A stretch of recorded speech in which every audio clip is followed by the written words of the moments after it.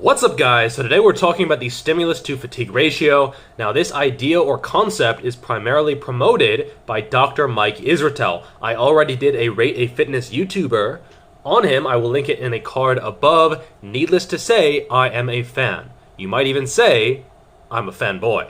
Now, this idea is that when you train, you get both a good and bad effect. Now, the good effect is going to be a stimulus. The bad effect is going to be fatigue.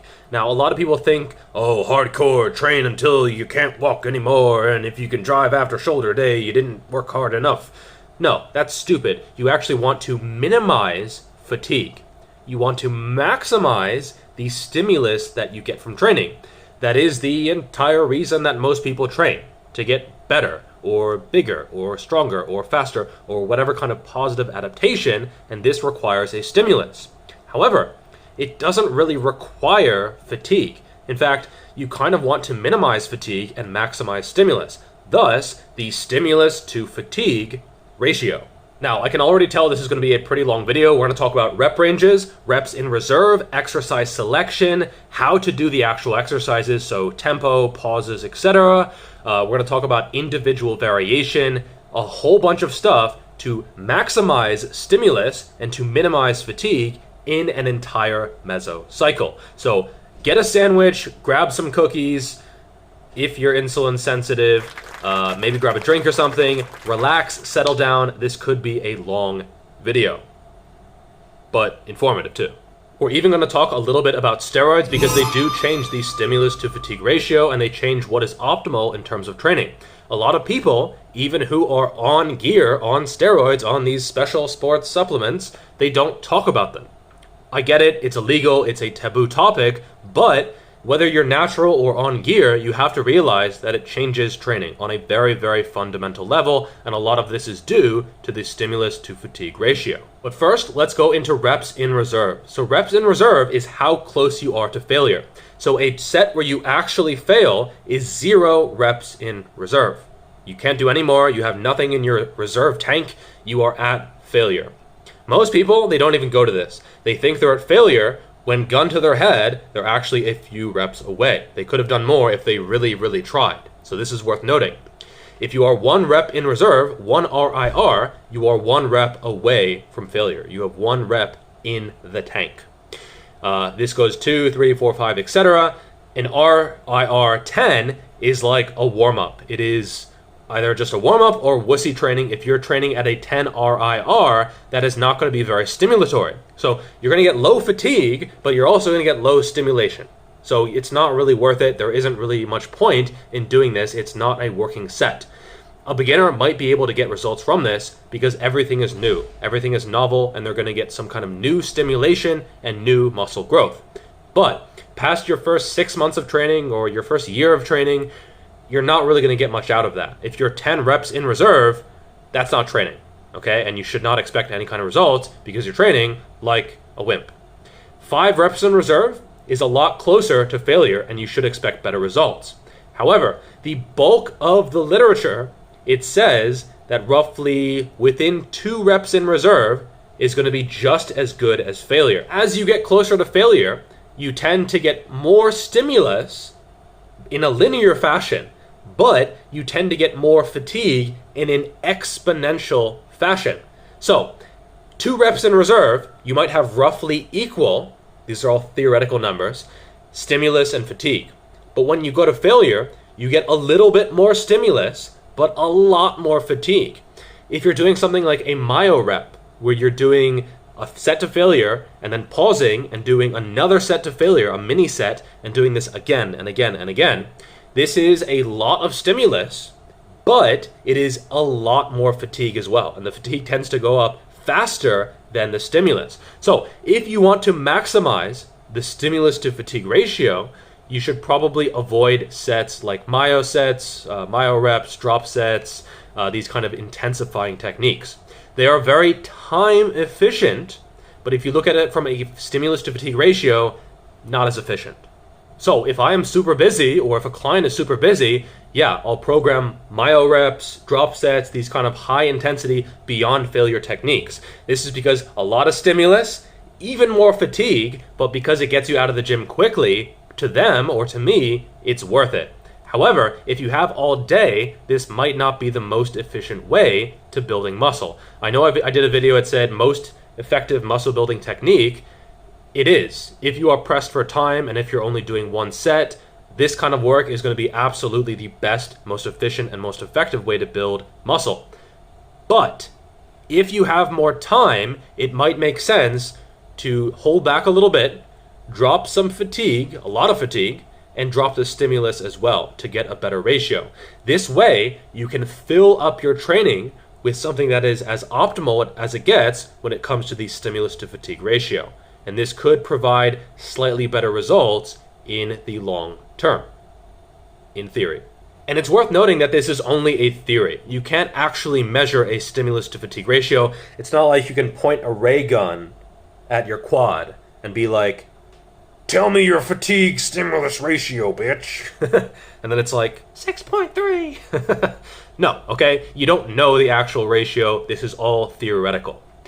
You can, however, try to estimate it. In terms of rep range, low reps are typically harder on the joints, and high reps are typically harder on the endocrine system. So if you do a lot of low rep training, you'll tend to get achy joints and you'll get like really beat up sensation. Your shoulders might feel like crunchy, your knees might crack and shit like that, just sort of part of hard training. Whereas if you're doing a lot of high reps, you'll get disrupted sleep, you'll get like this kind of systemic inflammation, your willpower will go down, you won't want to train. In the middle range, it could be a little bit of both. So the actual fatigue is going to be different based on the rep range that you are training in. I would say for most people, a variety is going to be most effective and most efficient. So do some low reps, some middle reps, some high reps. Now, one thing I disagree with Mike Israetel on, Dr. Mike Israetel, I don't want to disrespect the doctorate. The doctor, a real doctor. He tends to skew the rep ranges up quite a bit. So high reps for him is like 20 to 30. Moderate reps is like 10 to 20. Which I think it should be shifted down quite a bit. Anything above 15 is definitely high reps, and just a slight disagreement there. Now, in terms of maximizing the stimulus to fatigue ratio, when it comes to selecting rep ranges, I would say it's going to vary a little bit individually. Some people have joints that are very, very resistant to trauma. Other people, they look at a barbell and their elbows are like, whoa, dude, what are you doing? So it really does vary. Other people have hormonal endocrine systems, immune systems that are very, very resilient, and they can do a lot of high rep work and it doesn't really negatively impact them and they grow really well. So it really does vary, and you need to vary the rep ranges and find which rep ranges work for you. This isn't a very useful, helpful, definitive answer, I realize that, but it really does take a lot of self-experimentation. Now, in terms of measuring your stimulus to fatigue ratio, again, you're not going to get a fixed number. It doesn't even exist. There's no way to actually, I don't even know the units of what that would be. Like, fatigue units would be like, I feel like shit. Stimulus would be, damn, I'm getting swole. It wouldn't really make sense. There's no fixed unit. However, you can try to measure this just based on your perception and how you feel. So, how do you feel a stimulus? How do you know you had a stimulatory workout? Well, first is going to be the pump. This is going to be more common in steroid users, but naturals can absolutely still get a pump, and I think it's a good sign. If you're doing biceps curls and you're not getting any kind of blood into the muscle, there's no sort of inflamed, engorged feeling, then it's probably not a great exercise for you, and you're probably not going to be stimulating that as much muscle growth. You don't need the pump to gain muscle, but it's certainly not a bad thing. Also, you should be able to feel the muscle working. This isn't always the case. If you're doing low rep squats, this can be effective for muscle growth, but you'll never feel your quads working on a 5 or a 6 rep max. It's just not really going to happen. Especially on compound movements, feeling the movement or developing a mind-muscle connection, honestly, a lot of the times it just doesn't really happen. If it does, that's not a bad thing, but it doesn't have to be a prerequisite.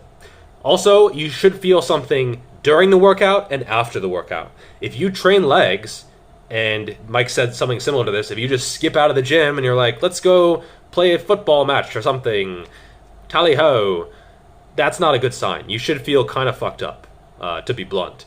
And the next day or two, you should feel at least somewhat sore or a little bit of soreness or some kind of like tenderness or at least disruption in the area, if you're not feeling anything, you wake up the next morning and you're like, what did I train yesterday? I'm actually not sure. Like, if you got amnesia, you should know what you trained the day before or 2 days ago, just based on like what kind of feels disrupted and sore and hurt. You don't have to be injured. You don't have to be crippled. If you can't drive the day after shoulder day, too much. If you have trouble walking home, too much on a leg day. I've had that happen. Not really advised. It just takes so long to recover that you can't hit the muscle as frequently as you should for optimal growth. Now, in terms of measuring fatigue, there's going to be 2 types of fatigue in general. The first is going to be systemic. So this is going to be immune system. This is going to be your hormonal system. It needs to recover. This is going to be your central nervous system, which is sort of a myth, but also does have some effect. And this is going to be after you do deadlifts. This is one example that Mike Israetel gave. After you do deadlifts for hard, heavy sets, you don't want to do anything else. You just want to go home and eat and sleep. You're so messed up everywhere that it'll affect your bench press. It'll affect skull crushers. It'll affect anything that you're going to be doing in the gym. This isn't local fatigue, it's everywhere. The other one is going to be local fatigue. So this is going to be joints, connective tissues, the actual muscle, glycogen, resynthesis, etc. For most people, I would say local is going to be a bigger issue. For most people, if they get injured, it's going to be at least a week, if not several weeks, on the bench or at least working around it. Injuries happen, but you should try to avoid them at all costs. If you're doing front squats and you're going up and down, your knees are like, fuck you, what are you doing? This hurts, you're damaging us. Not a good movement. Then you do high bar back squats and your knees are like, we love this is good, keep going, you're getting big legs. Then it's fine. So basically go by feel. You're not going to get a certain number of stimulus to fatigue ratio, but you should be able to feel it. It is something that you need to feel. As Bruce Lee said, don't think Kung Fu. You have to feel Kung Fu. And it's the same thing with lifting. You have to listen to your body and find the movements that work for you. Generally speaking, whichever exercises you do, you should try to customize them to yourself as much as possible. Don't do anything crazy, especially as you're a beginner. But if you find that wide grip bench press just tears your shoulders up, and if you go in a little bit, you don't get any kind of shoulder issues at all, and your elbows are happy and it feels smooth, that's fine. That's going to be better, and you need to feel what is happening. For squats, everyone is completely different on squats. This is why I haven't done a squat tutorial, because there are just so many ways to squat, even with just high bar. In terms of stance width, how deep you go, how far the knees go forward. Everyone has different leverages, different strengths, different weaknesses, different tempos. Everything is going to be completely different, and you really do need to feel this. Some people ask me some questions that are really individual. They say, how far apart should my feet be when I'm squatting? I don't know. If anyone says that they know this information, they are full of shit, okay? This is something that is very individual, and you need to be able to feel what is good for you. For most people, there's a certain way that they should do each movement based on their, I hate to say these words, but based on their body type and just how they're put together, their leverages, and their structure. So, find what works for you. Experiment. That is the key to finding correct technique. Generally, when it comes to the tempo of the lifting, how quickly you are lifting, if you are doing cheated reps and you're really swinging, this is going to add a lot of fatigue for not much extra stimulus. If you're doing cheat curls and it looks like it's more lower back than actual biceps, first, you're putting yourself at risk for acute catastrophic injury. If you're doing a slow, controlled movement, you're probably not going to tear a bicep. But if you're swinging and you're cheating, yeah, it's not like it's going to happen for sure, but the risk of it is so much higher. It really is. And that is stimulus to fatigue ratio, because it might not happen, it might not cause a massive amount of fatigue, but if you tear a bicep, that is a ton of fatigue that is going to take months to recover, if not requiring surgery. So be smart, control the weight at all times. You can bounce out of the bottom of the position on squats, but don't do it recklessly. Don't just dive bomb your squats, especially if you're getting pain or any kind of other issues. Even something as subtle as angle can make a huge difference. If you set up a face pull with a high pulley position and you're doing them like this, this is going to be really, really forgiving and easy on the shoulders. If you set it up really low, it's almost going to be like an upright row, and this is going to be much, much harder on the shoulders because it's pulling you down and forward, and most people aren't going to tolerate that kind of position. So it goes from a shoulder saver to a shoulder wrecker just based on where you put the cable. Now, Mike is a huge fan of the upright row. I certainly am not, and this just highlights individual variation. For me, the upright row is an absolutely miserably terrible exercise. I do one light rep, and my shoulders are like, whoa, what is this? Is this a shitty lateral raise? Like, why are you doing this? What is this even training? Whereas for him, it obviously works really well. So, I'm not saying his way is wrong. It's right for him. It's just not right for me. It's also worth noting that a little bit of variation can help your stimulus to fatigue ratio. If you're always doing the same exact exercise, in general, over time, the stimulus will go down because it's not as novel, whereas the fatigue will start to go up. So something the first week you're doing it might have an awesome stimulus to fatigue ratio. The second week, third week, fourth week, it's going to go down because stimulus is down, fatigue is up, etc. And, if you're doing the same exercise 6, 7, 8 weeks in a row, by the 8th week, it's probably not that good anymore, and you should swap it out. I'm not saying you should do CrossFit and just vary your workouts every single week. In this case, you never actually master any of them, and so you don't actually make progress that way because you can't stimulate the muscles because you never get good at them. But generally speaking, you should have a pretty decent toolbox when it comes to your exercise selection. That's why I have over 100 exercises fully illustrated and awesomely done in my book. Not so you can do 100 exercises at once, just so you have stuff to swap in and out when you get bored or when an exercise gets stale. I know it sounds like I'm plugging that product, and I am because it's awesome. I worked really hard on it, and it has 4.9 stars. The reviews have been really good, so pick up a copy if you are interested in that. It doesn't just have exercises, it has programming and a whole bunch of other stuff as well. It's about 200 pages, and honestly, I completely mean this when I say it's the best deal in fitness. So, appreciate you. Pick that up if you want. In general, when it comes to exercises, the best exercises will be highly stimulatory, but they will also be pretty fatiguing. Obviously, you want to maximize that stimulus to fatigue ratio, but you just have to accept that the best exercises are gonna mess you up at least a little bit. If you're doing deep high bar back squats, deadlifts, bent over rows, bench presses, overhead presses, pull downs, pull-ups, dips, curls, extensions with a big range of motion. These are all amazing muscle building exercises, but they tend to put the muscle in a stretched position, which obviously causes a lot of damage and just takes longer to recover from. So you might be able to do 10 sets of leg extensions to failure, legit failure, but if you try that on squats, you're gonna be messed up just because it's a better exercise. It is more stimulatory, but also more fatiguing.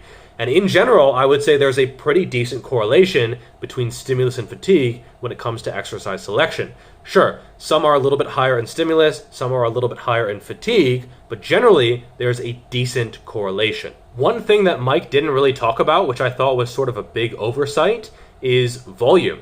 Now, your first set that you do for a muscle group per week is going to be extremely stimulatory, and it's going to be a little bit fatiguing.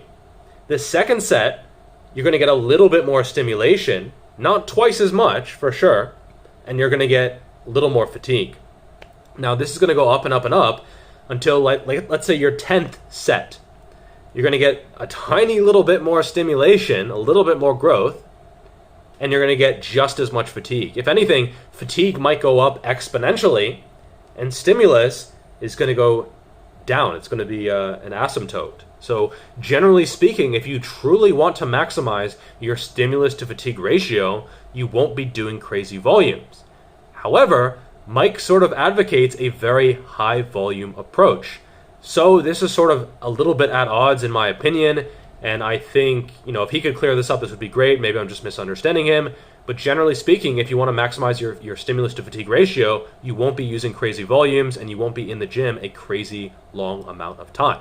Now, in terms of steroids, how do they affect the stimulus to fatigue ratio? Well, they affect both sides of the equation. they actually make training more stimulatory. In fact, if you give a bunch of gentlemen 600 milligrams of testosterone per week, which is quite a bit, it's about 10 times what your balls are producing, they're going to grow more muscle than people who train. That's right, just living your life and doing no training is going to get you more gains than someone actually in the gym training, just because you're on a moderate dose of testosterone compared to some cycles. So it does increase your stimulus and you grow muscle much more easily. That's sort of why people take it, right? In terms of fatigue, it actually reduces your fatigue because you can recover so much faster. However, it doesn't really help your joints recover, and this is why for steroid users, the limiting factor is even more the joints. And this is why you see them doing like this pump style, partial range of motion, super high rep style of training, because their joints are fucked, but they can handle a ton of actual workload on the muscle. This is one reason that even if you have a trusted source, which I consider Mike to be 100%, if they are going down that route and you're going down the other route, you need to keep that in mind, because the way they are going to train is going to be different. Now, some people like Mike are smart enough to realize this and still give good information, but I would say the majority of people who have been on steroids for a long time, they train so differently than what is optimal for a natural lifter that they don't actually remember what it's like to be natural. A lot of them start cycles at like 19 years old, and now they're like, well, they're older, and they only have trained with gear. And so they don't even remember what it's like to train without this massive assistance. And it is a massive assistance. I hear this all the time. People say, oh, yeah, they took steroids, but they still had to work hard. Yeah, they did, but it allows you to either not work as hard or work far harder, and either way, get better results. So you either get better results if you do fuck all training, or you get way better results if you do the same training, or you get stupendously, massively better results if you train even more than you could if you were natural. So they do make a massive, massive difference. By the way, I'm not saying do steroids. For most people, they're not necessary. I've never taken them, and I probably never will. As a summary, you're going to choose a variety of exercises, which you're obviously going to be taking from my book. You're going to be cycling them in and out when they get stale, but not before that. You're going to be using a variety of rep ranges. At the start of the mesocycle, you're going to be 2 to 4 reps away from failure, really keeping a few reps in the tank. And as the mesocycle goes closer to that deload, you're going to go closer and closer to failure, because why not? You know that fatigue is about to dissipate, so you might as well get that little bit of extra stimulus. So I hope that clears things up. That is all for this video. Make sure to like the video if you like this style of informative content, and I will see you in that next video. Peace! Another outro with some videos on the screen, which are totally not randomly chosen and definitely have a purpose that I'm just not really gonna tell you. Yeah.